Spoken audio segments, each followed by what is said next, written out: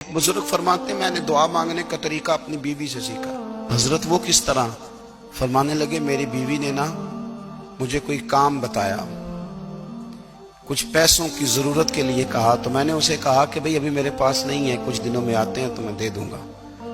औरतों की आदत होती है, वो बार बार याद कराती हैं। 2-4 दिनों के बाद फिर उसने कहा हजरत वो मैंने कहा था कुछ पैसे, मैंने उसे कहा कि अभी मेरे पास नहीं है, कुछ दिनों में मिलते हैं तो मैं तुम्हें दे दूंगा।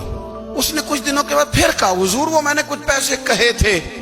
फरमाते मैंने डांट दिया, मैंने कहा कि क्या तू रोज मुझे शर्मिंदा करती है, कहा ना मेरे पास नहीं है, होंगे तो दे दूंगा, तू रोज याद कराती है।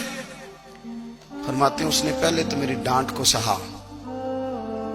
फिर मेरे सख्त जुमलों ने उसकी आंखों में आंसू पैदा कर दिए, फिर उसने अपने आंचल में अपने उस दुख को समेटा और फिर उसने एक जुमला कहा तो मैं रो पड़ा और मुझे अपने रब से मांगने का तरीका आ गया। मुझे कहने लगी हजरत जी आपने डांट दिया, मैंने सह लिया, पर आप ही मेरे शौहर हैं, बताएं ना, आपसे न कहूं तो मैं किससे जाके कहूं। फरमाते हैं मैं रो पड़ा और मैं खुल के रोया और मैं तड़प के रोया और फिर मेरी सिसकियां बंद गईं। तो मुझे कहने लगी आपको क्या हुआ?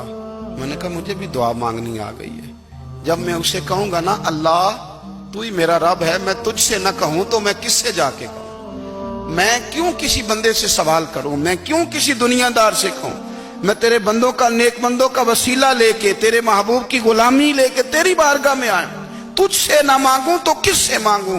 समझ आ गई है, जब मैं इस रंग में मांगूंगा तो तेरा रब मेरे ऊपर बड़ा ही फजल फरमाएगा।